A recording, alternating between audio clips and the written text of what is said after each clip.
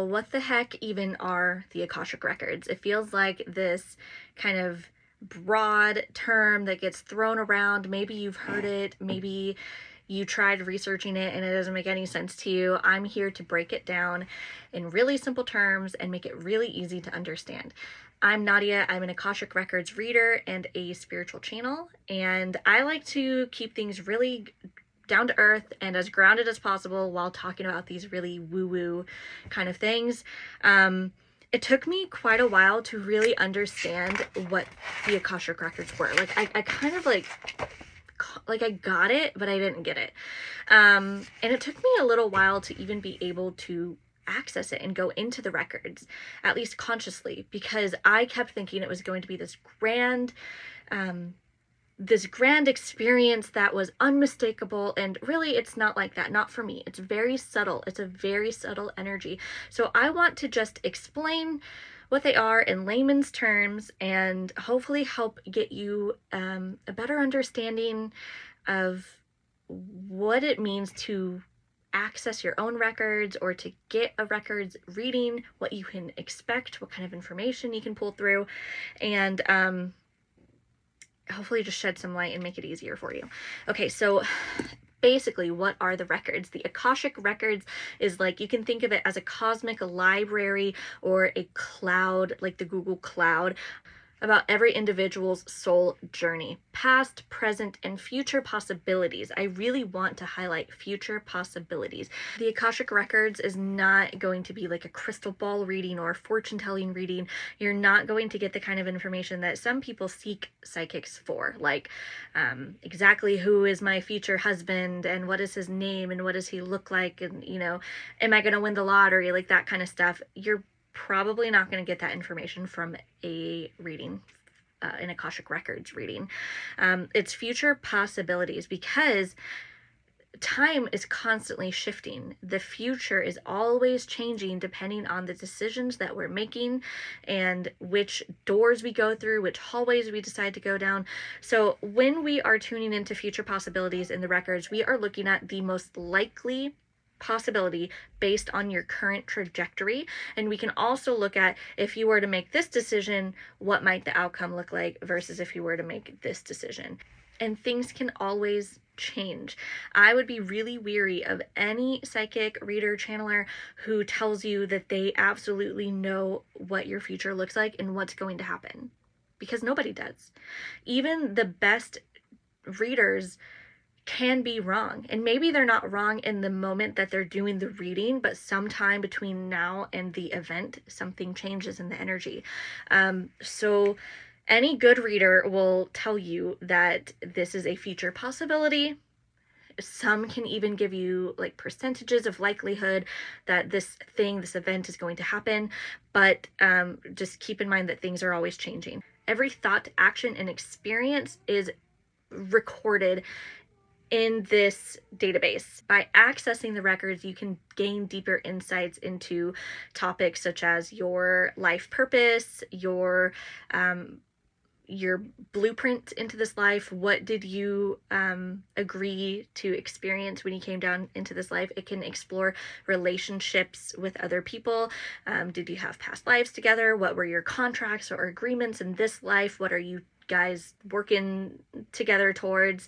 Lessons that you're teaching one another, and just lessons that you're overall meant to learn on this life. You can also access past lives. How many have you had? Past lives on Earth, past lives off Earth, how your past lives tie into your current life. And it's a really great place to receive guidance on relationships, career, personal challenges, especially things like certain blocks or patterns that come up over and over and over. We can really shed light onto why these patterns are happening and how to break free of them. It's a great place to gain information on your spiritual path and your gifts, your growth, your lessons. And if you came here to be a light worker, if you came here to do some kind of service for humanity regarding spiritual spiritual work, spiritual gifts, healing, psychic work, anything like that. Even if you come into a reading thinking, I have no intuition, I have no psychic abilities, we can still go into your records and see what you have, like what gifts might be lying dormant within you and how you can start opening those gifts up. Because everybody comes onto this earth with some kind of gift that they can tap into. Intuition and psychic abilities are natural, and they are for everybody, not just the chosen few. If you are interested in it, if you have a yearning to learn how to open up your intuition or your gifts, just having an interest in this sort of stuff shows that you do have these abilities within you. You just have to pull them through sometimes. Not everybody is a natural gifted psychic from childhood. A lot of people have to develop these gifts, and this is a great place to get information on that. So the Akashic Records, when you ask a question, it's kind of like Googling something and getting a response, except instead of seeing like words, you are getting the information through your psychic senses. So if you're more clairvoyant, like if you see things with your physical eyes or just inside your mind, you might get images. If you are clairaudient, if you hear things, physically or in your mind, you might hear words or phrases. A lot of people just have a claircognizant, which means you just know. You just get this knowing. You don't know how you know, but you know. So that's how this information comes through. It's and it's very individual based on your natural gifts and abilities. And but I really think that anybody can tune into any kind of gift, like clairvoyance, claircognizance, clairaudience, clairsentience. There's a lot of clairs. There's a lot of different ways to get information, and automatic writing is a really great way too. So that was when I first started going into the records, it felt like the information was jumbled in my head, and so I'd have to sit down and I'd have to write it out. Sometimes I still do, to be able to make sense of what I'm getting, and then it really flows out. The information flows out. So give automatic writing a try if that speaks to you.